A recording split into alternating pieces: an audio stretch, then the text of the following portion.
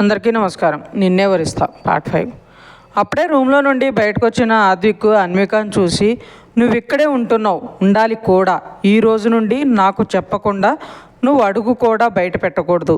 నువ్వు ఎక్కడికి వెళ్ళినా నాకు చెప్పే వెళ్ళాలి, ఇది ఫైనల్ అని వాటర్ తాగడానికి కిచెన్లోకి వెళ్తాడు. అన్విక సీరియస్గా భాస్కర్ గారి వైపు చూసి, అతను అలా మాట్లాడుతుంటే నువ్వు కనీసం నోరు కూడా తెరవడం లేదేంటి డాడ్? మీరు చెప్పండి, నేను మా అమ్మాయిని ఇంటికి తీసుకెళ్తాను అని అంటుంది. అన్వి, నేను అనుకుంటే నిన్ను తీసుకెళ్ళటం పెద్ద విషయం కాదు, కానీ అతను ఒక పోలీస్ ఆఫీసర్, అంతేకాకుండా రూల్స్ అన్నీ తెలిసినవాడు. నువ్వు అతని భార్యవి. అలాంటిది అతన్ని ఎదిరించి నేను నిన్ను తీసుకెళ్ళలేను కదా అంటారు భాస్కర్ గారు. అందుకే నేను చెప్తున్నది, అన్వికకి అతనికి డివోర్స్ ఇప్పించండి, మన అమ్మాయి మనతోనే ఉంటుంది అంటారు మయూర్ గారు. అన్విక ఆ మాటకి వాళ్ళ నాన్న వైపు చూసి, అలా చెయ్యండి నాన్న, నేను తనతో ఉండలేను, నాకు ఇష్టం లేదు కూడా, ప్లీజ్ అంటుంది. భాస్కర్ గారు కోపంగా మయూర్ గారిని ఒక చూపు చూసి అన్వికను దగ్గర తీసుకుని, నీకు ఇష్టం లేకుండా నేనేమీ చెయ్యనుమా, నువ్వు చెప్పు ఏం చేయాలో అలానే చేస్తాను అంటారు అనునయంగా. అన్విక ఆయన గుండెల మీద తలపెట్టి, నన్ను ఇక్కడి నుండి తీసుకెళ్ళిపో నాన్న, అది ఎలా అయినా సరే అంటుంది. సరే అయితే కొద్ది రోజులు ఓపిక పట్టు, నేను లాయర్తో మాట్లాడి పేపర్స్ అన్నీ రెడీ చేయిస్తాను. కాకపోతే పెళ్ళైన 4 నెలలకే విడాకులంటే ఏ కోర్టు ఒప్పుకోదు. 1 ఇయర్ పాటు కలిసి ఉంటేనే మీ డివోర్స్ రిక్వెస్ట్ని కన్సిడర్ చేస్తుంది. కాబట్టి ఈ ప్రాసెస్ అంతా జరిగి నీకు విడాకులు రావాలి అంటే కొంచెం టైం పడుతుందమ్మా అంటారు. ఓకే డాడ్, బట్ వీలైనంత త్వరగా నన్ను ఇక్కడి నుండి తీసుకెళ్ళడానికి చూడండి అంటుంది అన్వి. భాస్కర్ గారు ఏదో మాట్లాడేలోపు శారద గారు కాఫీ తీసుకుని వస్తారు. మయూర్ గారు వద్దు అంటే భాస్కర్ గారు తీసుకుని తాగుతూ ఉంటారు.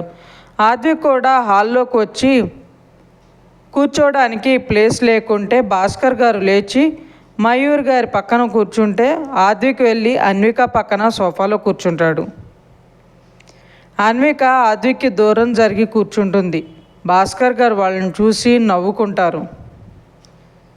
ఆయన మనసులో, నీ నిర్ణయం సరైనది కాదని నువ్వే తెలుసుకుంటావు అన్వి, అంతేకాదు ఆది కోసం ఏమైనా చేస్తావు కూడా.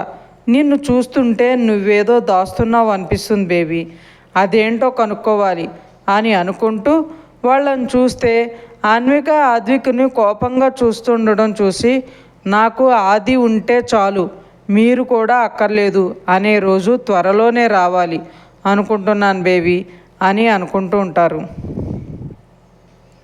తర్వాత భాస్కర్ గారు మయూర్ గారు ఇద్దరు వాళ్ళ ఇంటికి వెళ్ళిపోతారు. అన్విక శారద గారితో, ఆంటీ నేను ఎక్కడుండాలి అని అడుగుతుంది. శారద గారు ఆశ్చర్యంగా, అదేంటమ్మా అన్వి అలా అడిగావు, మీ ఇద్దరు ఉండే గది ఉంది కదా, అందులోనే ఉండండి అంటారు. నేను ఆ రూమ్లో ఉండను ఆంటీ అంటుంది అన్వి. భార్యాభర్తల మధ్య గొడవలు ఎన్నున్నా అవి 4 గోడల మధ్య ఉండి సమసిపోవాలే కానీ ఇలా అందరికీ తెలిసేలా చేసుకోకూడదు తల్లి. మీ ఇద్దరి మధ్య ఏం జరిగిందో నాకైతే తెలీదు, కానీ ఒకటి మాత్రం చెప్పగలను, పంతాలు పట్టింపులు అనేవి మీ భార్యాభర్తల మధ్య ఉండకూడదు. అవి ఎలాంటి పరిస్థితులు దారితీస్తాయో మీకు తెలియదు అని చెప్తుంటే ఆద్విక్, అమ్మా తను ఇంటుందిలే, ఏదో కోపంలో అలా చెప్తుంది, నువ్వు వెళ్ళి వంట సంగతి చూడు అని అన్విక వైపు చూసి, వెళ్ళి ఫ్రెష్ అయ్యిరా, భోజనం చేద్దాం అని చెప్తాడు. శారద గారు అన్నీ డైనింగ్ టేబుల్ మీద సర్దడానికి వెళ్తారు. అన్విక సీరియస్గా, నేను నీ రూమ్లో ఉండను అంటుంది. ఆద్విక్ కూడా అంతే సీరియస్గా, ఇక్కడ నువ్వు ఉన్నంత కాలం నేను చెప్పినట్లు నడుచుకోవాల్సిందే అన్వి, నీకు నచ్చినట్లు ఉండడం కుదరదు.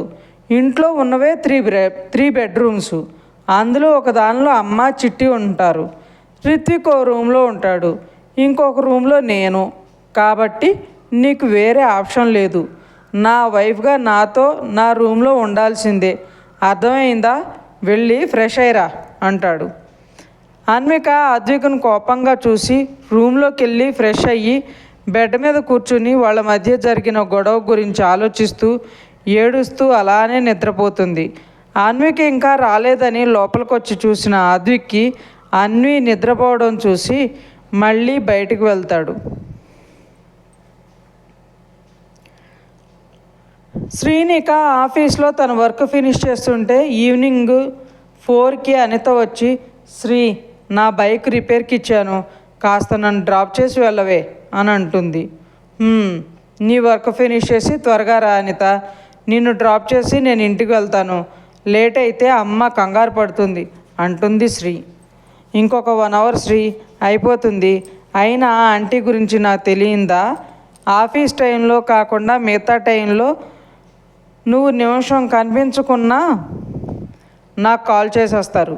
ఆఫీస్లో ఉన్నప్పుడు కూడా తిన్నావా, కాఫీ తాగావా, స్టార్ట్ అయ్యావా అంటూ కాల్స్ చేస్తూనే ఉంటారు. నువ్వంటే ఆంటీకి చాలా ప్రేమ శ్రీ అంటుంది అనిత. శ్రీనిక నవ్వుతూ, అవునే, సరే నీ వర్క్ త్వరగా ఫినిష్ అయ్యి స్టార్ట్ అవుదాం, నాది కూడా ఆ లోపు అయిపోతుంది అంటుంది. 1 గంట అయ్యాక శ్రీనిక అనిత ఇద్దరు ఆఫీస్ నుండి స్టార్ట్ అవుతారు.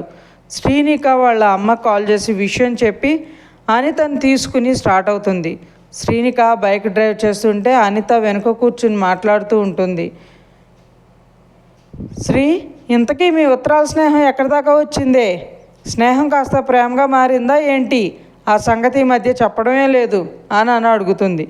శ్రీనిక బైక్ ఆపి వెనక తిరిగి, ప్రేమనా? అలా అని నేను చెప్పానా అంటుంది.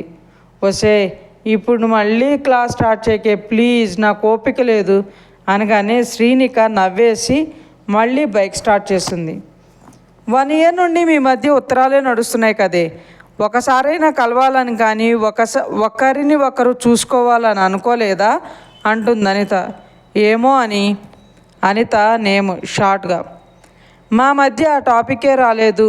తనెప్పుడు నన్ను గైడ్ చేయడం, నాకు మంచి చెడు చెప్పడం, జోక్స్ వేయటం చేస్తాడు.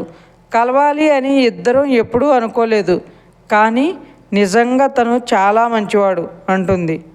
మంచివాడు అని ఎలా జడ్జ్ చేస్తున్నావు శ్రీ?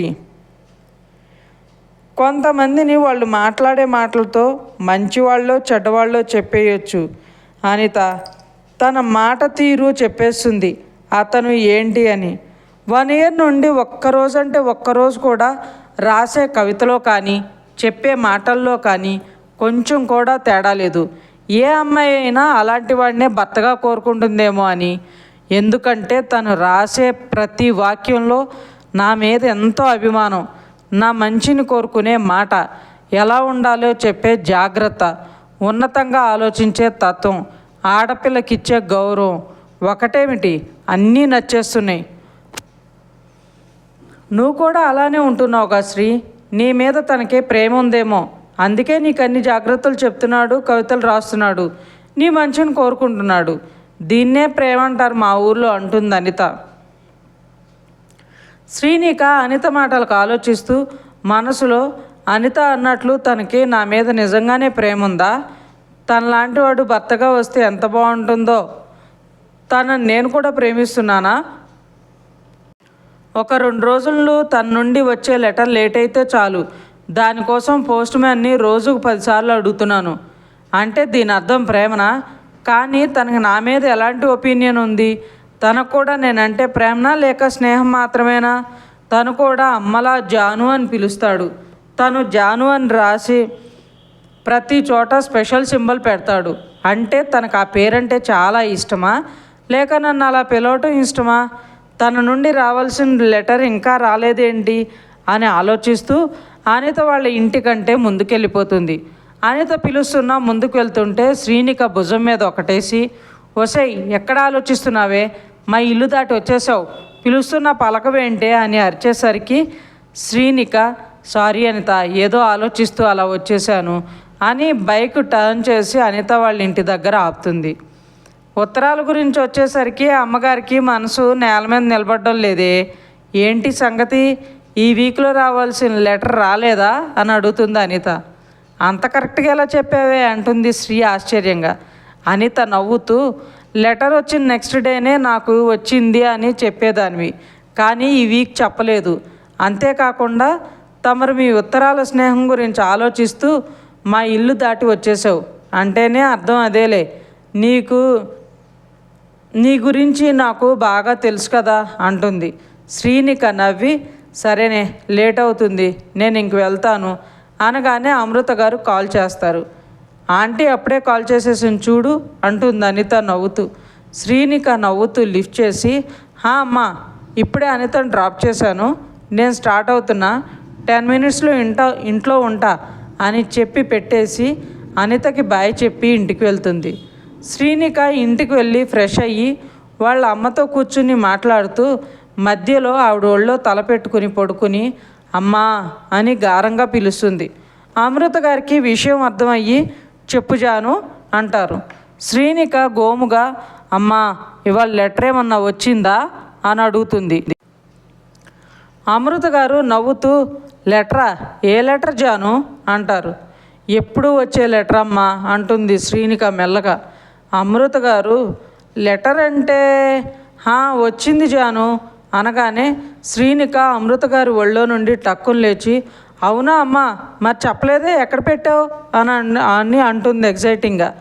అమృత గారు లోపల నవ్వుకుంటూ, అదే గుర్తు రావడం లేదు జాను, వంట చేసేటప్పుడు వచ్చింది, అందుకే పనిలో ఉండి ఎక్కడ పెట్టానో గుర్తులేదు అంటారు. శ్రీనిక ఏడుపు మొహం పెట్టి, అలా ఎక్కడంటే అక్కడ పెట్టి ఎలా మర్చిపోతావు అమ్మా, నేను ఆ లెటర్ కోసం ఎంత వెయిట్ చేస్తున్నానో నీకు తెలుసుగా అంటుంది.